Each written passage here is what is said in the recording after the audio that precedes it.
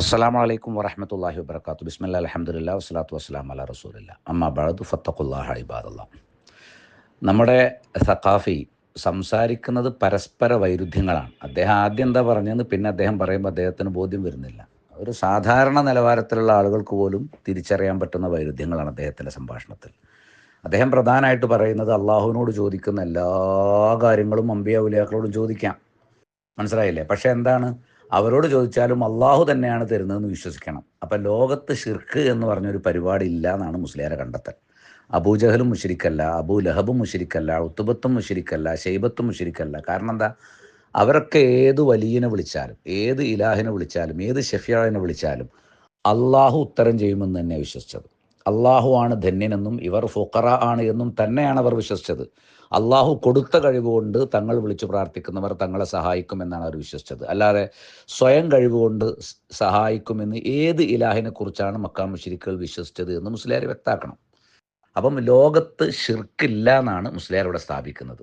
അപ്പം പിന്നെ മുസ്ലിയാർ ചെയ്യുന്നതും ഷിർക്കല്ല എന്ന് വരും. എന്നാൽ ലോകത്ത് എല്ലാ മുശ്രിക്കുകളും ചെയ്യുന്ന അതേ കാര്യങ്ങൾ ഇവിടെ സമസ്തക്കാരും ചെയ്തുകൊണ്ടിരിക്കുന്നു എന്നുള്ളതാണ് വസ്തുത. അത് ഞാനിവിടെ ഇമാമുകളെ ഉദ്ധരിച്ചുകൊണ്ട് തന്നെ തെളിയിക്കാൻ പോവാണ്. സ്വയം കഴിവ് വിശ്വസിച്ചാലേ ഷിർക്ക് വരൂ എന്നാണ് മുസ്ലിയാരുടെ വാദം. അങ്ങനെയാണെങ്കിൽ മക്കാ മുശ്രിക്കുകൾ അവരുടെ ഇലാഹുകളെ സംബന്ധിച്ച് സ്വയം കഴിവ് വകവെച്ചു കൊടുത്തിട്ടില്ല എന്നുള്ളതാണ് എനിക്ക് ഏറ്റവും പ്രധാനമായി പറയാനുള്ളത്. പിന്നെ ഇവിടെ തവസ്സുലിൻ്റെ വിഷയം മുസ്ലിയാർ ഉദ്ധരിച്ചു. തവസ്സുലിൽ അനുവദനീയമായതും അനുവദനീയമല്ലാത്തതുമുണ്ട്. അനുവദനീയമല്ലാത്തതിൽ തന്നെ ഹറാമായതും എന്നാൽ ഷിർക്കാകാത്തതുമുണ്ട്, എന്നാൽ ഷിർക്കാകുന്നതുമുണ്ട്. മരണപ്പെട്ടുപോയ മഹാന്മാർ, ഔലിയാ, അംബിയാ തുടങ്ങിയിട്ടുള്ള ആളുകൾ, അവരെ നമ്മൾ വിളിച്ചാൽ അവർ കേൾക്കും, എന്നിട്ട് റബ്ബിൻ്റെ അരികിൽ ശഫാഅത്ത് ചെയ്യും, എന്നിട്ട് നമ്മുടെ കാര്യങ്ങൾ നേടിത്തരും എന്നുള്ള നിലക്കുള്ള തവസ്സുലാണെങ്കിൽ അത് പച്ചയായ ഷിർക്കാണ്. അതാണ് മുശ്രിക്കുകളുടെ അരികിലുണ്ടായിരുന്ന ഷിർക്ക്. അത് എൻ്റെ വിഷയാവതരണത്തിൽ തന്നെ ഞാൻ ബോധ്യപ്പെടുത്തി. മുസ്ലിയാർ പറയുന്നത് ഞങ്ങൾ ഈ അമ്പിയാക്കളെ വിളിക്കുമ്പോൾ ഔലിയാക്കളെ വിളിക്കുമ്പോൾ അവർ കാരണക്കാരാണ് എന്ന് മാത്രമേ വിചാരിക്കുന്നുള്ളൂ എന്നുള്ളതാണ്.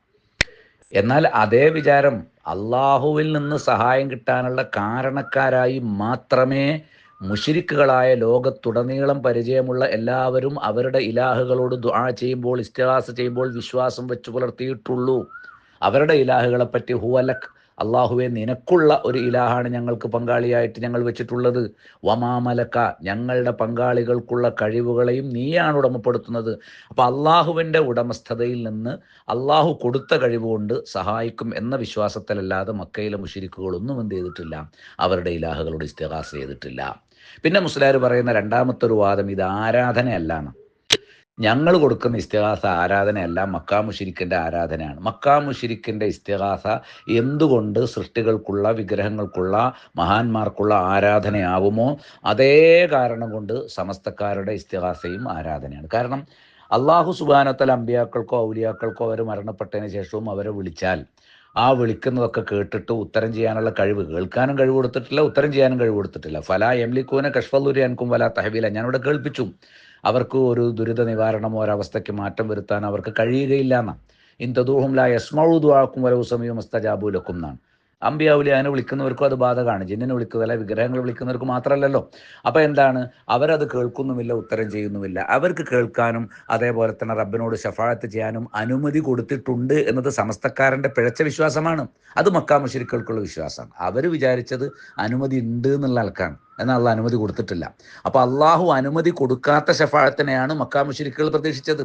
അതേപോലെ സമസ്തക്കാരും അള്ളാഹു അനുമതി കൊടുക്കാത്ത, ഇവിടെ CM ആകട്ടെ, അബ്ദുൽ ഖാദർ ജീലാനി ആകട്ടെ, മുനമ്പത്തടിഞ്ഞ ബീവി ആകട്ടെ, പിന്നെ ബനി ബദരീങ്ങൾ തന്നെ ആകട്ടെ, മുഹമ്മദ് നബി സല്ലല്ലാഹു അലൈഹി വസല്ലം തന്നെ ആകട്ടെ, ആരാണെങ്കിലും അവർക്കൊക്കെ അവരുടെ മരണശേഷവും അവരെ വിളിച്ചാൽ പിന്നെ എന്താണ്, നിങ്ങൾ ശഫാഅത്ത് ചെയ്തോളൂ എന്ന ഒരു അനുമതി അള്ളാഹു കൊടുത്തിട്ടില്ല. കൊടുത്തിട്ടുണ്ടെങ്കിൽ അത് നിങ്ങൾ തെളിയിച്ചിരിക്കണം. ജീവിച്ചിരിക്കുന്ന കാലത്ത് നിങ്ങൾ എനിക്ക് വേണ്ടി ശഫാഅത്ത് ചെയ്യണേ എന്ന് പറഞ്ഞാൽ തീർച്ചയായിട്ടും അള്ളാഹ് അനുമതി കൊടുത്തിട്ടുള്ളതും അത് മനുഷ്യപ്രകൃതത്തിൽപ്പെട്ടാണ്. റബ്ബിനോട് ദുആ ചെയ്യാൻ പറ്റും. ഇപ്പം ഈസാ അലൈഹിസ്സലാം അദ്ദേഹം രോഗികൾക്ക്, പാണ്ഡുരോഗികൾക്ക് ശമനം കൊടുക്കുന്നതിനെ പറ്റി ചർച്ച ചെയ്യുന്ന ആയത്ത് അത് വിശദീകരിക്കുമ്പം ഇമാം റാസി റഹിമഹുല്ലാഹ് കൃത്യമായി പറഞ്ഞിട്ടുണ്ട്, ഈസാ നബിയുടെ പക്കൽ നിന്നുള്ള ദുആ മാത്രമാണ്. ദുആ ചെയ്യാൻ മനുഷ്യപ്രകൃതത്തിൽ അള്ളാഹു വെച്ചിട്ടുള്ളതാണല്ലോ, മനുഷ്യ കഴിവിൽപ്പെടാത്തൊരു കാര്യമല്ലല്ലോ. ദുആ ചെയ്യും, നടക്കും. അതേപോലെ എനിക്ക് അങ്ങയുടെ കൂടെ സ്വർഗത്തിൻ്റെ സഹവാസം വേണമെന്ന് റബിയ റളിയല്ലാഹു അൻഹു നബി സ്വല്ലല്ലാഹു അലൈഹി വസല്ലം ചോദിക്കുമ്പോൾ എന്താണ് കൃത്യമായിട്ട് നിങ്ങളുടെ പ്രസിദ്ധീകരണങ്ങൾ സിറാജ് തന്നെ എഴുതി വെച്ചിട്ടുണ്ട്. എന്ത്? അതായത് റബിയക്ക് വേണ്ടി നബി സല്ലല്ലാഹു അലൈഹി വസല്ലം പ്രാർത്ഥിക്കാൻ നബിക്ക് കഴിയും, കാരണം നബി ജീവിച്ചിരിപ്പുള്ള ആളാണ്. അങ്ങനെ മരണപ്പെട്ട നബി പ്രാർത്ഥിക്കുമെന്ന വിശ്വാസമുള്ളതിന് സ്വഹീഹായ ഒരു തെളിവ് നിങ്ങൾക്ക് കൊണ്ടുവരാൻ കഴിഞ്ഞിട്ടില്ല. അതിന് തത്തുല്യമായതാണ് മുസ്ലിയാർ ഇവിടെ കൊണ്ടുവന്ന തെളിവ്. ഉദാഹരണത്തിന് മൂസാ റസൂലുള്ളാഹി അലൈഹി സ്വലാമിൻ്റെ അരികിലേക്ക് ആ സ്ത്രീ വന്നിട്ട് ഈ യൂസുഫ് നബിയുടെ ഖബർ കാണിച്ചു തരാൻ ആവശ്യപ്പെടുന്ന സന്ദർഭം ഉണ്ടല്ലോ, ആ സ്ത്രീയോട്, ആ കിളവിയോട്. അപ്പോൾ ആ സമയത്ത് അവിടെ എന്താ മുസ്ലിയാരോട് വലിയ ദീർഘമായ ഒരു ഉദ്ധരണി കൊടുത്തു. അതിൽ നിങ്ങൾക്ക് അനുകൂലമായിട്ട് എന്തല്ല, നിങ്ങൾക്ക് എതിരാതിലുള്ളത് ഒന്ന് മൂസാ റസൂലുള്ളാഹി അലൈഹി സ്വലാമാണ്. നിങ്ങൾക്ക് അമ്പിയാക്കൾക്കും ഔലിയാക്കൾക്കും ഗൈബ് അറിയാവുന്ന വിശ്വാസമല്ലേ, നിരുപാധികമായി പറയാമെന്നുള്ള വിശ്വാസം നിങ്ങൾക്കില്ലേ? അപ്പോൾ യൂസുഫ് നബിയുടെ മക്ബറ എവിടെയാണ് എന്ന് മൂസാ നബിക്ക് അറിയുമായിരുന്നെങ്കിൽ എന്തിനാണ് ആ കിളവിയായ സ്ത്രീയോട് എനിക്കത് നിങ്ങൾ കാണിച്ചു തരൂ എന്ന് പറഞ്ഞത്? അത് നിങ്ങൾ വ്യക്താക്കണം. മൂസാ നബിക്ക് അപ്പോൾ ഗൈബ് അറിയില്ല നിങ്ങൾ അംഗീകരിക്കല്ലേ, സമ്മതിച്ചില്ലേ? അപ്പോൾ അങ്ങനെ ഓരോന്നോരോന്ന് ഉരുത്തിരി നിങ്ങൾ കൊണ്ടുവരുന്ന ഉദ്ധരണികളിൽ നിന്ന് നിങ്ങൾക്കെതിരെയുള്ള തെളിവുകൾ തന്നെ ഞങ്ങളിവിടെ സമർപ്പിക്കുകയാണ്.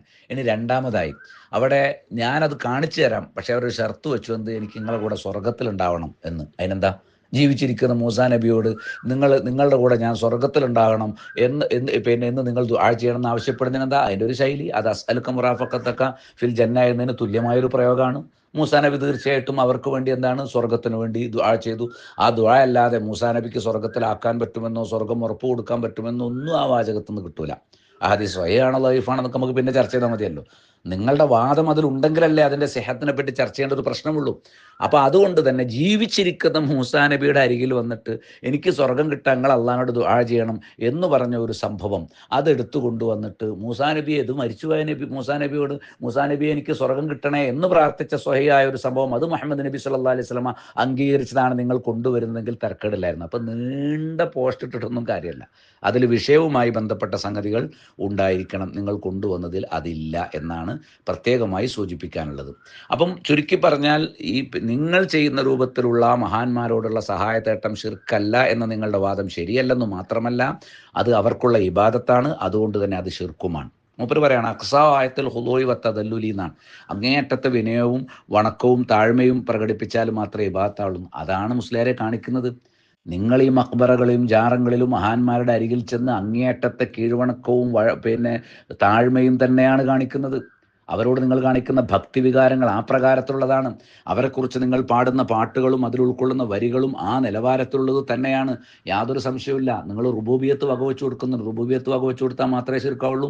നിങ്ങൾ ഉലൂഹിയത്തും വകവെച്ചു കൊടുക്കുന്നുണ്ട്. പ്രാർത്ഥനയ്ക്ക് ഉത്തരം നൽകുന്നവൻ അള്ളാഹു ആണ് എന്നുള്ള അള്ളാഹുവിൻ്റെ സിഫത്ത് അള്ളാഹു കൊടുത്ത കഴിവുകൊണ്ട്, അല്ലെങ്കിൽ നിങ്ങൾ പറയണം അള്ളാഹു കൊടുത്ത കഴിവുകൊണ്ട് ഔലിയാക്കൾക്ക് ഉത്തരം നൽകാൻ പറ്റുമെന്ന വിശ്വാസം ഞങ്ങൾക്കില്ല എന്ന് നിങ്ങൾ തുറന്നു പറ. നിങ്ങൾ ജനങ്ങളോട് പഠിപ്പിക്കുന്ന കാര്യങ്ങളൊന്നും വിശദീകരിക്കാൻ പറയുന്ന കാര്യങ്ങൾ മറ്റൊന്നുമാകാൻ പാടില്ലല്ലോ. മുഅ്ജിസത്ത് കറാമത്തിൻ്റെ അടിസ്ഥാനത്തിൽ ഏത് കാര്യം ചോദിച്ചാലും അളവില്ലാതെ യഥേഷ്ടം എല്ലാം കേൾക്കാനും മനസ്സിലാക്കാനും അള്ളാഹു കൊടുത്ത കഴിവുകൊണ്ട് ഉത്തരം ചെയ്യാനും അമ്പിയ ഔലിയാക്കൾക്ക് കഴിയുമെന്ന വിശ്വാസം നിങ്ങൾക്കിപ്പം നഷ്ടപ്പെട്ടു പോയിട്ടുണ്ടോ ഇല്ലേ? നിങ്ങളത് ക്ലിയർ ചെയ്യണം. നിങ്ങൾ തന്നെയാണ് എന്ത് ചെയ്യേണ്ടത്? ക്ലിയർ ചെയ്യേണ്ടത്. അപ്പം അക്സാ ആയത്തുൽ ഹുദൂഇ വത്തദല്ലുൽ നിങ്ങൾ അമ്പിയ ഔലിയാക്കൾക്ക് കൊടുക്കുന്നുണ്ട് എന്നാണ് ഞങ്ങൾ പറയുന്നത്. സിഫത്തുകളൊന്നും അള്ളാഹുവിൻ്റേത് വകവെച്ച് കൊടുക്കുന്നില്ല എന്ന് നിങ്ങൾ പറയുന്നത് ശരിയല്ല.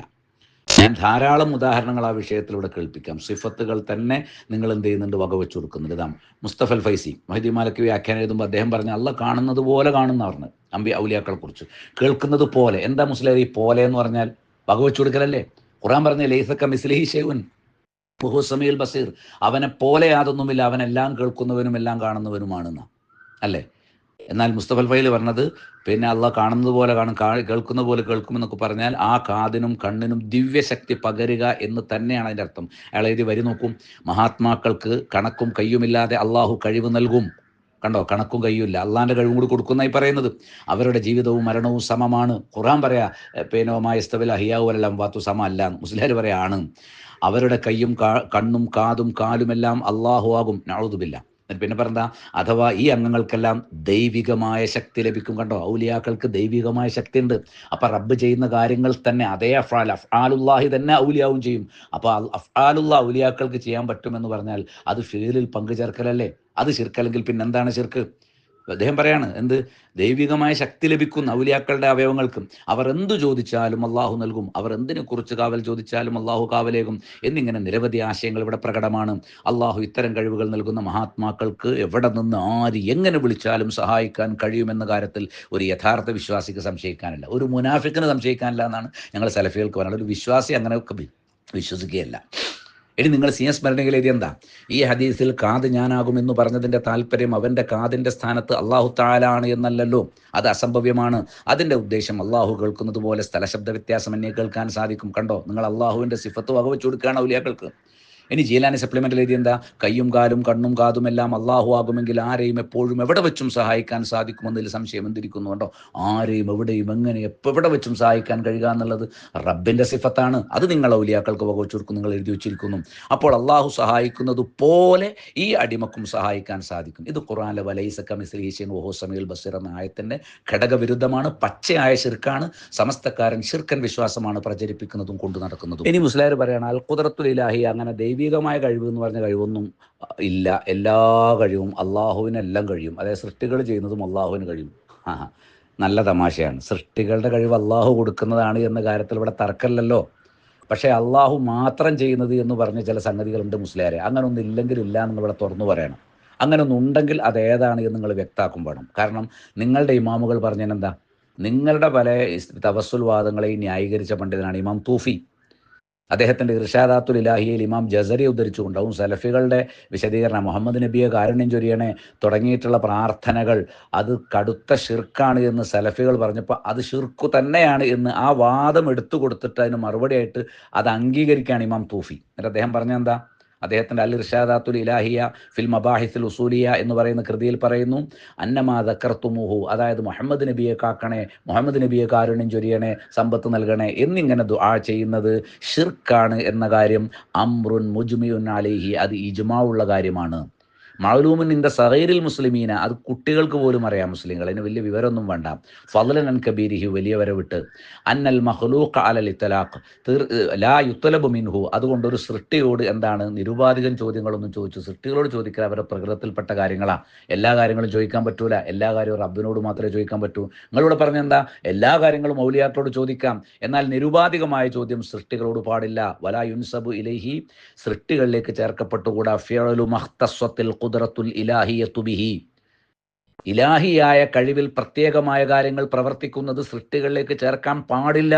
അത് വലിയ സൃഷ്ടിയല്ലേ, സൃഷ്ടി അല്ലെങ്കിൽ സൃഷ്ടിയല്ല എന്ന് പറയാം, നബി സൃഷ്ടിയല്ലേ, അപ്പോൾ അവരിലേക്ക് അത് ചേർക്കപ്പെടാൻ പാടില്ല എന്നാണ് അദ്ദേഹം എഴുതി വെച്ചിരിക്കുന്നത്. നിങ്ങളല്ലേ പറഞ്ഞ ഖുദ്റത്തുൽ ഇലാഹി എന്നിട്ട് അങ്ങനൊന്നുമില്ല, അള്ളാഹു പ്രവർത്തിക്കുന്ന എല്ലാ കാര്യങ്ങളും ഔലിയാക്കളും അമ്പിയാക്കളൊക്കെ പ്രവർത്തിക്കും, അപ്പോൾ പിന്നെ അങ്ങനെ പ്രത്യേകിച്ച് റബ്ബ് മാത്രം ചെയ്യുന്നത് എന്ന് പറഞ്ഞൊരു സംഗതിയില്ല.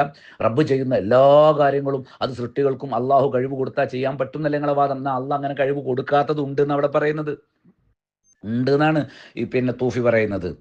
ഇത് തന്നെ നിങ്ങൾക്ക് ഇമാം അസ്ബഹാനി പറയുന്നു, വമിൻ അസ്മാഇഹി അൽ വഹാബ്. കേട്ടോ മുസ്ലിയാരെ, അള്ളാഹുവിൻ്റെ നാമമാണ് എല്ലാം നൽകുന്നവൻ. അപ്പം എന്ത് ചോദിച്ചാലും എവിടുന്ന് ആരെങ്ങനെ ചോദിച്ചാലും നൽകുക എന്നുള്ളത് റബ്ബിൻ്റെ വിശേഷണമാണ്. അതിൽ നിന്നാണ് അവന് വഹാബ് എന്നുള്ള നാമം ഉണ്ടായത്.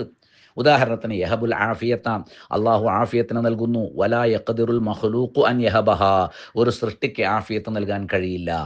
വയഹബുൽ ഖുവ്വത്ത, അള്ളാഹു ശക്തിയെ നൽകുന്നു, സൗഖ്യം നൽകുന്നത് പോലെ തന്നെ ശക്തി നൽകുന്നു. വലാ യഖ്ദിറുൽ മഖ്ലൂഖു അൻ യഹബഹ, ഒരു ശക്തി നൽകാൻ സൗഖ്യം നൽകാൻ കഴിയാത്തതുപോലെ തന്നെ സൃഷ്ടിക്ക് കഴിയുകയില്ല. കണ്ടോ, സൃഷ്ടികൾക്ക് തന്നെ വലിയ നബിക്കൊന്നും കഴിയില്ല, അപ്പോൾ സൃഷ്ടികൾക്ക് കഴിയാത്ത കാര്യമുണ്ട്. അൽ ഖുദ്റത്തുൽ ഇലാഹിയത്തുണ്ട്. ധാര പറയുന്നത് ഇമാം അസ്ബഹാനി. എന്നിട്ട് അദ്ദേഹം കൃത്യമായിട്ട് പറഞ്ഞു, വലാ തസ്അലു മഖ്ലൂഖൻ ദാലിക, അതൊന്നും നീ ഒരു മഖ്ലൂഖിനോട് ചോദിക്കുകയില്ല, ചോദിക്കരുത്. വഇൻ സഅൽതഹു ലം യഖ്ദിർ അലൈഹി വതഖൂലു ഇൻദ ളുഫിക യാ റബ്ബി ഹബ്ലി ഖുവ്വ. അപ്പം നിനക്ക് അങ്ങനത്തെ ഒരു ദുർബലത വന്നാൽ ശക്തി കിട്ടാൻ നീ റബ്ബേ എനിക്ക് ശക്തി തരണേന്ന് അത് പറയാം. എന്താ റബ്ബിനോട് ചോദിക്കുന്നത്, എന്താ വലിയനോട് ചോദിക്കാത്തത്? വലിയ എന്ന് പറഞ്ഞാൽ മഖ്ലൂഖാണ്. മഖ്ലൂഖാണെങ്കിലോ വൽ മഖ്ലൂഖു ലാ യഖ്ദിറു അലാ ദാലിക്, ഒരു മഖ്ലൂഖിന് അത് കഴിയുകയില്ല. അൽ ഹുജ്ജ ഫി ബയാനിൽ മഹജ്ജ എന്ന കൃതിയിൽ ആര് പറഞ്ഞിരിക്കുന്നു? ഇമാം അസ്ബഹാനി റഹിമഹുല്ലാഹ് പറഞ്ഞിരിക്കുന്നു. പിന്നെ മുസ്ലിയാരുടെ കുറേ ഉടായ്പുണ്ട്. ഇഹ്ദിന സിറാത്തുൽ മുസ്തഖീം എന്ന് പറഞ്ഞാൽ എന്താ, ഞങ്ങൾക്കൊക്കെ ഹിദായത്ത് തരണേ. അതിലെന്താണ് മുസ്ലിയാരെ സൃഷ്ടികളോട് തേടാനുള്ള തെളിവ്? ഇയ്യാക നഅ്ബുദു വഇയ്യാക നസ്തഈൻ എന്ന് പറഞ്ഞാൽ റബ്ബിനോട് മാത്രമേ തേടാവൂ എന്ന് പറയുമ്പോൾ നിങ്ങളെ സംബന്ധിച്ചിടത്തോളം അത് കൃത്യമായി അത് ഔലിയാക്കളെ വിളിച്ചു തേടാൻ പറയാൻ നാണമില്ലല്ലോ എന്നാണ് എനിക്ക് ചോദിക്കാനുള്ളത്. അത് വിശദീകരിച്ചിട്ടുണ്ട് ഇമാം നവവി റഹ്മത്തുള്ളാഹി. ഇദാ സഅൽത വസ്അലില്ലാ വഇദാ സ്തഅൻത വസ്തഇൻ ബില്ലാ എന്ന ഹദീസ് വിശദീകരിച്ചുകൊണ്ട് എല്ലാ സഹായവും റബ്ബിനോട് തേടുക എന്ന് പറഞ്ഞാൽ അത് സൃഷ്ടിപ്രകൃതത്തിൽപ്പെട്ട സഹായം ചോദിക്കുന്നതിനെ കുറിച്ചല്ല, അത് ഗൈബിയായ സഹായം നൽകുന്നതിനെ കുറിച്ചാണ് എന്ന് ഇമാം നവവി നമുക്ക് കിട്ടേണ്ട സഹായങ്ങളെ രണ്ടായി തിരിച്ചു. ഒന്ന് സൃഷ്ടികരങ്ങളിലൂടെ നടക്കുക പതിവുള്ളത്, രണ്ട് സൃഷ്ടികരങ്ങളിലൂടെ നടക്കുക പതിവില്ലാത്തത്. സൃഷ്ടികരങ്ങളുടെ നടക്കുക പതിവില്ലാത്തതെന്ന് പറഞ്ഞാൽ അത് റബ്ബിനോട് മാത്രമേ ചോദിക്കാവൂ. സൃഷ്ടികരങ്ങൾ നടക്കുന്ന പതിവുള്ളത് നമ്മൾ ജോലി ചെയ്യാൻ വേണ്ടി ഒരാൾ, ഒരു കൃഷിക്കാരൻ അല്ലെങ്കിൽ ഒരു മറ്റെന്തെങ്കിലും അങ്ങനത്തെ ആവശ്യങ്ങൾക്കൊക്കെ വേണ്ടി നമ്മൾ ഒരാളെ കൊണ്ടുവന്നാൽ അത് ആ സൃഷ്ടികരങ്ങളിലൂടെ നടക്കുന്നത് പതിവുള്ളതും അള്ളാഹു പ്രകൃതത്തിൽ നിശ്ചയിച്ചിട്ടുള്ളതുമാണ്. അത് ഇയ്യാക്കനഅബ്ദു വയ്യാക്ക നസ്തഈൻ പെടൂല. ഇദാ സഅൽത ഫസ്തഈൻ ബില്ലാഹി വഇദാ ഇസ്തഅൻത ഫസ്തഈൻ ബില്ലാഹി എന്നുള്ളതിൽ പെടൂല. അത് കൃത്യമായി ഇമാം നവവി റഹിമഹുല്ലാഹ് വേർതിരിച്ചിട്ടുണ്ട്. അദ്ദേഹം തന്നെ അദ്ദേഹത്തിൻ്റെ അർബഊനിന് ശറഹ് കൊടുക്കുമ്പോൾ കൃത്യമായിട്ട് പറഞ്ഞു. ആ ഭാഗം മാത്രം ഞാൻ കേൾപ്പിക്കാം. സുമ്മ ഇൻകാനത്തിൽ ഹാജത്തുല്ലത്തി യസ്അലുഹാ ലം തജ്രിൽ ആദത്തു ബിജറിയാനിഹാ അലാ ഐദി ഖൽഖിഹി. മുസ്ലിയാർ പഠിച്ചോ, സൃഷ്ടികളുടെ കരങ്ങളിലൂടെ നടക്കുക പതിവില്ലാത്ത വിഷയങ്ങൾ, അപ്പോൾ സൃഷ്ടികളോട് നടക്കൂല. ഏതുപോലെ തൊലബിൽ ഹിദായത്തിനെ ചോദിക്കുന്നത് പോലെ, വൽ ഇൽമി ചോദിക്കുന്നത് പോലെ, വൽ ഫഹ്മി ഫിൽ ഖുർആനി വസുന്ന, ഖുർആനും സുന്നത്തും മനസ്സിലാക്കാൻ ചോദിക്കുന്നത് പോലെ. മുസ്ലിയാർക്ക് ക്ലാസ് എടുത്തു കൊടുക്കാൻ പറ്റും, പക്ഷെ ഫഹം കൊടുക്കാൻ പറ്റൂല. മനസ്സിലായില്ലേ? ഇൽമ പഠിപ്പിച്ചു കൊടുക്കാൻ പറ്റും, പക്ഷേ ഇൽമ അവൻ്റെ ഉള്ളിൽ നിക്ഷേപിക്കാൻ കഴിയില്ല. വഷിഫ ഇൽ മറദ്, ഒരു ഡോക്ടർക്ക് മരുന്ന് എഴുതാൻ പറ്റും, പക്ഷേ രോഗശമനം ഒരു ഡോക്ടർക്ക് സാധ്യമല്ല. വഷിഫ ഇൽ മറദ്, രോഗശമനം. അതേപോലെ വഹുസൂലുൽ ആഫിയത്തി മിൻ ബലാഇ ദുനിയ വഅദാബിൽ ആഖിറ, ദുനിയാവിൻ്റെ ദുരിതങ്ങളിൽ നിന്നും ആഖിറത്തിൻ്റെ ശിക്ഷയിൽ നിന്നുമൊക്കെയുള്ള ആശ്വാസം. അതൊക്കെ നിങ്ങൾ ആരോട് സഅല റബ്ബഹു ദാലിക, അത് റബ്ബിനോടാണ് ചോദിക്കേണ്ടത്. കണ്ടോ, അൽ ഖുദ്റത്തുൽ ഇലാഹിയത്തിൽപ്പെട്ട കാര്യം സൃഷ്ടികളോടല്ല ചോദിക്കേണ്ടത്, റബ്ബിനോടാണ് ചോദിക്കേണ്ടത് എന്ന് ഇമാം നവവി റഹിമഹുല്ലാഹ് വ്യക്തമാക്കി. ബാക്കി കാര്യങ്ങൾ ഇൻഷാ അല്ലാഹ് മുസ്ലിയുടെ ഗണനത്തിന് ശേഷം പറയാം. വസ്സലാമു അലൈക്കും വറഹ്മത്തുള്ളാഹി. ബിസ്മില്ലാഹി വൽഹംദുലില്ലാഹി വസ്സലാത്തു വസ്സലാമു അലാ അഷ്റഫി റസൂലില്ലാഹി വഅലാ ആലിഹി വസഹ്ബിഹി അജ്മഈൻ. അമ്മാ ബഅദ്.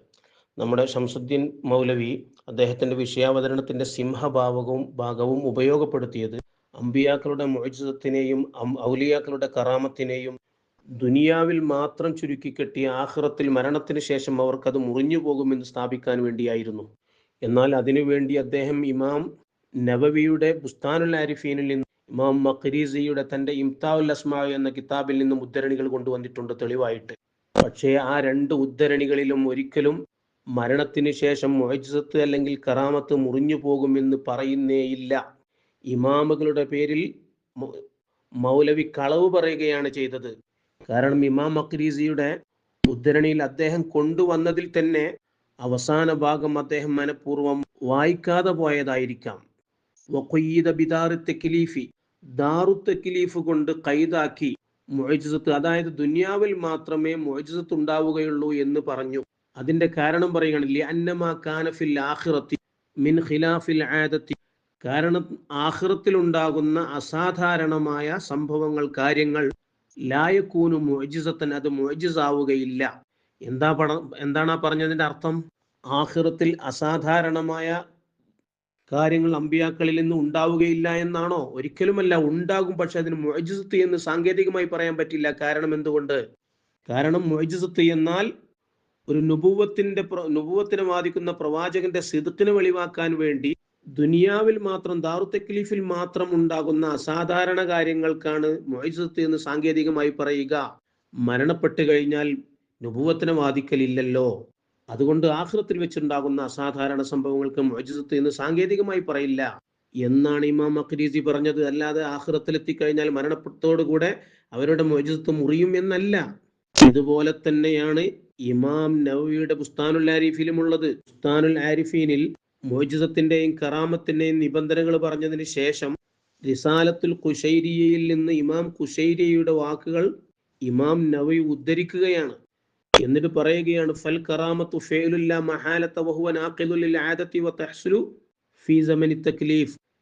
കറാമത്ത് എന്നത് ഫിഅലാണെന്നതിൽ സംശയമില്ല, അത് പതിവിനെ പൊളിച്ചു കളയുന്നതാണ്.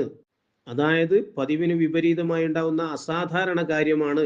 വതഹ്സുലു, അതുണ്ടാകും. ഏതുണ്ടാകും? പതിവിനെ പൊളിച്ചു കളയുന്ന അസാധാരണ സംഭവമായ ആ പ്രവൃത്തി ഉണ്ടാകും. ഫീ സമനി തക്ലീഫ്, തക്ലീഫിന്റെ കാലയളവിൽ, അതായത് പ്രായപൂർത്തിയും ബുദ്ധിയുമുള്ള കാലയളവിൽ, അല്ലാതെ ദുനിയാവിൽ എന്നല്ല. ദുനിയാവിന് ദാറു തക്ലീഫ് എന്നല്ലേ പറയേണ്ടത്? അങ്ങനെയാണല്ലോ ഇമാം മഖ്രീസി പറഞ്ഞത്. കണ്ടില്ലേ നിങ്ങൾ? ഇവിടെ സമനി തക്ലീഫ്, അയ്യാമു തക്ലീഫ് എന്നൊക്കെയാണ് കൊടുത്തിട്ടുള്ളത്. അത് ശാസനയുടെ നാളുകൾ എന്നാ. ശാസന ബന്ധിക്കുന്നത് എപ്പോഴാണ്? അള്ളാഹുവിന്റെ തക്ലീഫ് ബന്ധിക്കുന്നത് എപ്പോഴാണ്? പ്രായപൂർത്തിയും ബുദ്ധിയും ഉണ്ടാകുമ്പോഴാണ്. അപ്പോൾ കുട്ടിക്കാലത്തുണ്ടാകുന്ന അമാനുഷികമായ കാര്യങ്ങൾ അതിന് സാങ്കേതികമായി കറാമത്ത് എന്ന് പറയില്ല.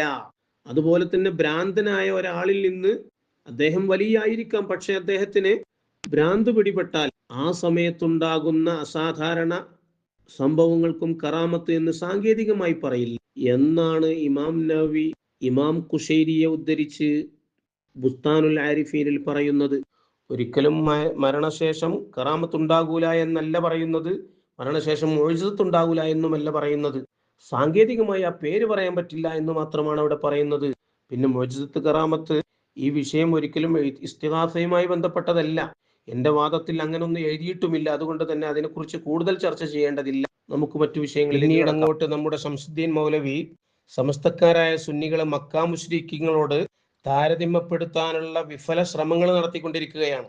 അദ്ദേഹത്തിന്റെ ഖണ്ഡനത്തിന്റെ ആദ്യ ഭാഗങ്ങൾ തന്നെ കേൾക്കുമ്പോൾ അദ്ദേഹം പറയുന്നത്, മക്കാ മുശ്രിക്കുകൾ അവരുടെ ഇലാഹുകൾക്ക് സ്വയം കഴിവ് വകവെച്ച് കൊടുത്തിട്ടില്ല എന്ന് മൗലവി ആണയിട്ട് പറയുന്നുണ്ട്. പക്ഷേ മൗലവിയുടെ തൊള്ള മാത്രമാണ് അതിന് തെളിവ്. അദ്ദേഹം തെളിവ് ഉദ്ധരിക്കുന്നില്ല.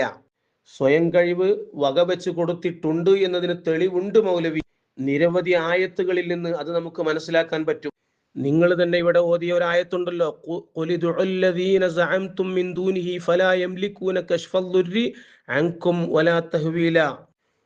നബിയെ നിങ്ങൾ പറയുക, അല്ലാഹുവിനെ കൂടാതെ നിങ്ങൾ ജൽപ്പിക്കുന്നവരെ നിങ്ങൾ വിളിക്കുക,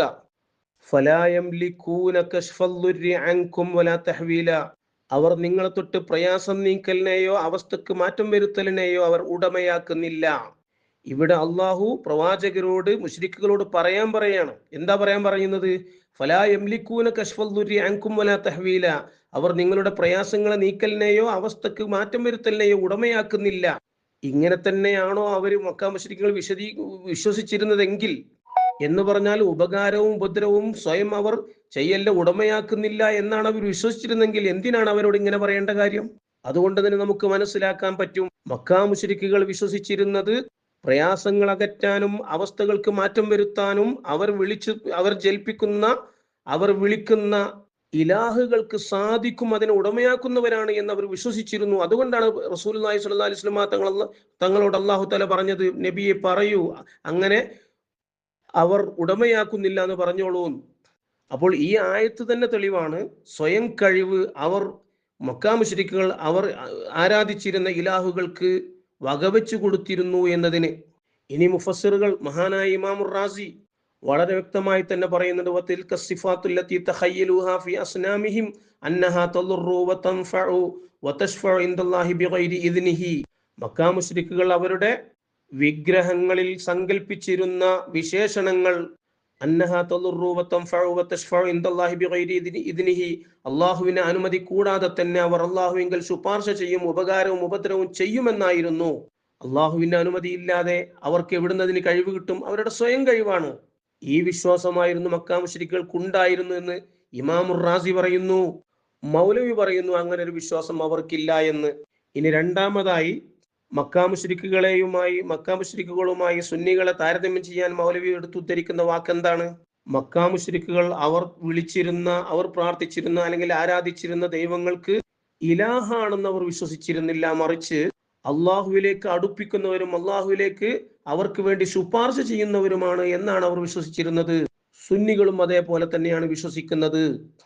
അതിന് മൗലവിയുടെ ഭാഗത്തിന് തെളിവെന്തെങ്കിലും ഉണ്ടോ? ഇല്ല, തൊള്ള മാത്രം.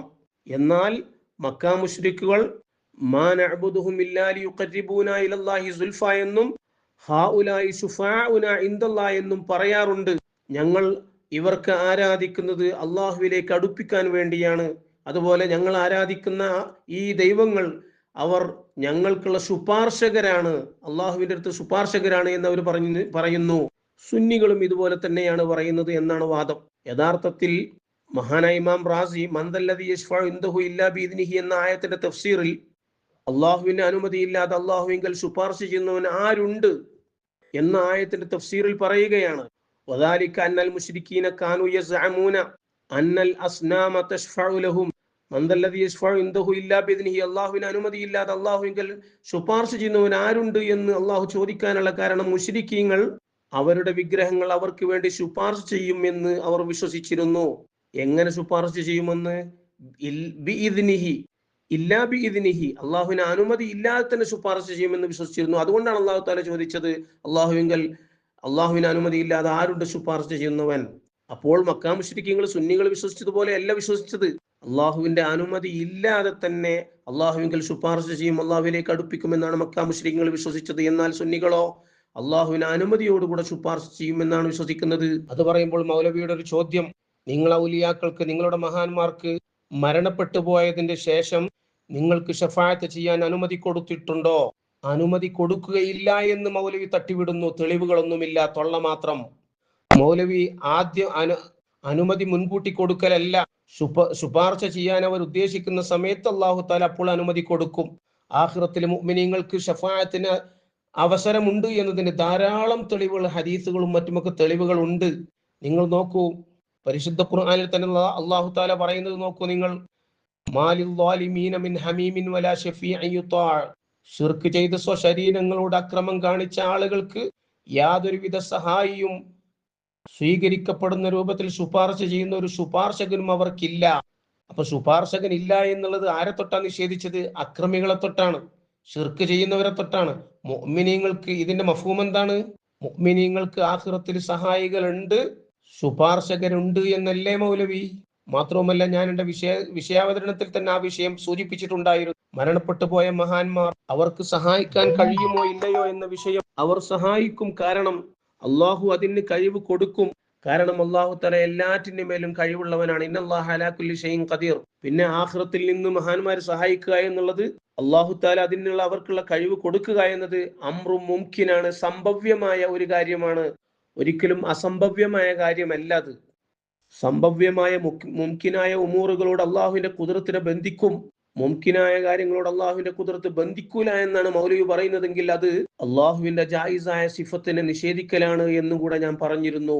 ഇനിയും ധാരാളം തെളിവുകൾ ഇല്ലാഞ്ഞിട്ടല്ല, സമയദൈർഘ്യം ഭയന്ന് ഞാനത് മാറ്റി. പിന്നെ നമ്മുടെ മൗലവി പറയുന്നുണ്ട്, മുസ്ലിയാര് ഖുദ്റത്തുനിലാഹിയെ അള്ളാഹുവിന് മാത്രം ചെയ്യാൻ കഴിയുന്ന കാര്യങ്ങൾ അങ്ങനെ ഒന്നും ഇല്ല എന്ന് ഞാൻ പറഞ്ഞു. മൗലവി മുസ്ലിയാര് പറഞ്ഞു എന്ന്. അത് എന്നെ പറ്റി കളവാണ് പറഞ്ഞത്. ഞാൻ അങ്ങനെയല്ല പറഞ്ഞിട്ടുള്ളത്.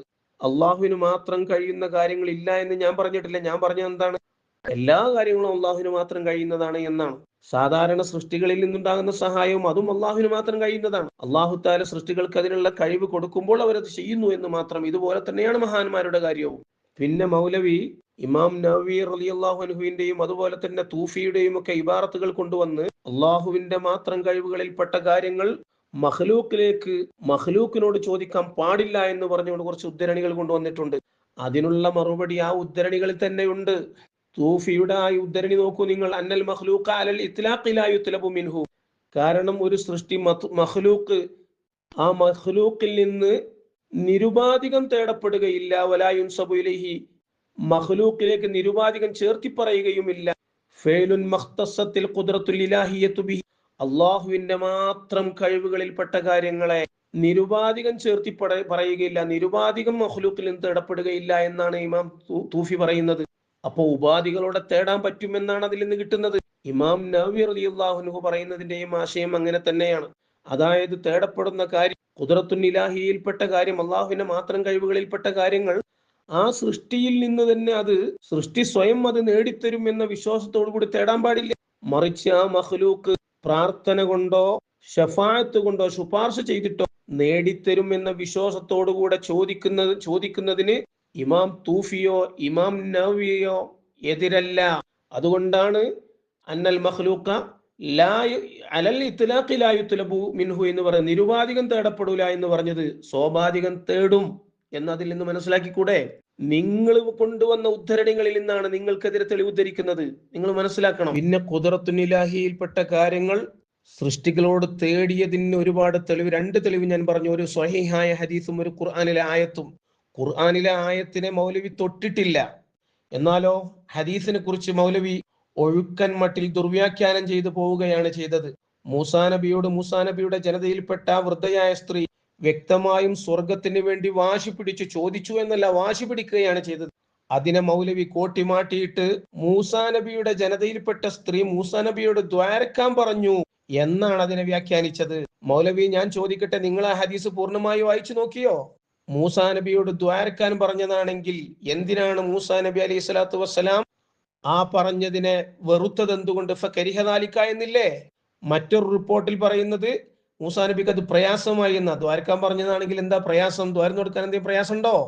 അവിടെ ദ്വാരക്കാനല്ല പറഞ്ഞിട്ടുള്ളത്, സ്വർഗം നേരിട്ടാണ് ചോദിച്ചത്. പക്ഷേ ദുആ കൊണ്ടോ ശുപാർശ കൊണ്ടോ നേടിത്തരുമെന്ന വിശ്വാസത്തോടുകൂടെ സ്വർഗത്തെ പ്രവാചകരിൽ നിന്ന് തന്നെ നേരിട്ട് തേടുകയാണ് ചെയ്തത്. ചുരുക്കി പറഞ്ഞാൽ ഖുദ്റത്തുനിലാഹിയിൽപ്പെട്ട കാര്യങ്ങളാണെങ്കിൽ പോലും മഖ്ലൂക്ക് സബബാണ് എന്ന നിലക്ക് ആ ഖുദ്റത്തുനിലാഹിയിൽപ്പെട്ട കാര്യങ്ങൾ മഖ്ലൂക്കിലേക്ക് ചേർത്തി പറയാൻ പറ്റും എന്നതിന് ധാരാളം തെളിവുകളുണ്ട്. അതുകൊണ്ടാണല്ലോ മഹാനായ ഈസാ നബി അലൈഹി സ്വലാത്തു വസ്സലാം അന ഉഹീൽ മൗത്ത എന്ന് പറഞ്ഞത്.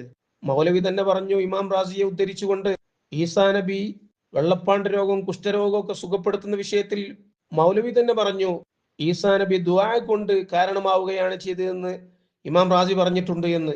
എന്നാൽ ഖുർആനിൽ അള്ളാഹു താല പറഞ്ഞത് എങ്ങനെയാണത്? ഈസാ നബി പറയുന്നതായിട്ട് പറയാണ്, അന ഉബരിഹുൽ അക്മഹ അന ഉഹീൽ മൗത്ത, ഞാൻ രോഗം സുഖപ്പെടുത്തും, ഞാൻ മരിച്ചവരെ ജീവിപ്പിക്കും. ഖുദ്റത്തുനിലാഹിയായ കാര്യം അതിലേക്കാ ചേർത്തത്? ഈസാ നബിയിലേക്കാണ് ഈസാ നബി ചേർത്തി പറഞ്ഞത്. എന്തേ അത് ഷിർക്കാവാതിരുന്നത്? സബബാണ് എന്ന നിലക്കാണ് ചേർത്തത്. അതുകൊണ്ട് തന്നെ അത് ഷിർക്കായിട്ടില്ല. പിന്നെ നമ്മുടെ മൗലവി പറയുന്നത്, എല്ലാം കാണും എല്ലാം കേൾക്കും, ഇങ്ങനെയുള്ള വിശേഷണം അള്ളാഹുവിന്റെ വിശേഷണമാണ്. അത് മഖ്ലൂക്കിന് വകവെച്ച് കൊടുത്താൽ അത് ദിവ്യത്വം കൽപ്പിക്കലാണ് എന്ന് മൗലവി പറയുകയാണ്. അതിന് തെളിവായിട്ട് മൗലവിക്ക് ഖുർആനിൽ നിന്നൊന്നും കിട്ടിയില്ല, ഹദീസിൽ നിന്നൊന്നും കിട്ടിയില്ല. കിട്ടിയത് മുസ്തഫൽ ഫൈസിയുടെ പുസ്തകത്തിൽ നിന്നാണ്. എന്നാൽ ഞാൻ എൻ്റെ വിഷയാവതരണത്തിന്റെ അവസാനം വളരെ വ്യക്തമായി തന്നെ പറഞ്ഞിരുന്നു, എല്ലാം കാണും എല്ലാം കേൾക്കും എന്നതല്ല അള്ളാഹുവിന്റെ വിശേഷണം. എല്ലാം സ്വയം കാണും എല്ലാം സ്വയം കേൾക്കും എന്നതാണ് അള്ളാഹുവിന്റെ വിശേഷണം.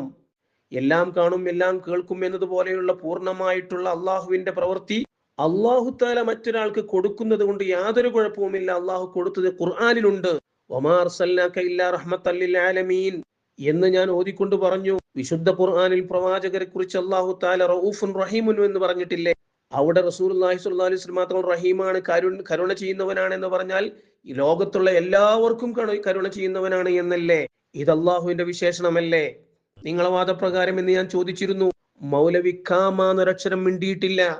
അതിനെതിരെ മൗലവിക്ക് മിണ്ടാൻ ഖിയാമത്ത് നാളെ സാധിക്കുകയുമില്ല എന്ന് എനിക്കറിയാം. യഥാർത്ഥത്തിൽ നാം ഇവിടെ മനസ്സിലാക്കേണ്ടത് അള്ളാഹുവിന്റെ വിശേഷണം എല്ലാം കാണും എല്ലാം കേൾക്കുമെന്ന് മാത്രമല്ല, എല്ലാം സ്വയം കാണും സ്വയം കേൾക്കുമെന്നതാണ്. ഈ വിശേഷണം സൃഷ്ടികൾക്ക് ഒരാൾക്കും അള്ളാഹു നൽകിയിട്ടില്ല, ഞങ്ങളും നൽകുന്നില്ല.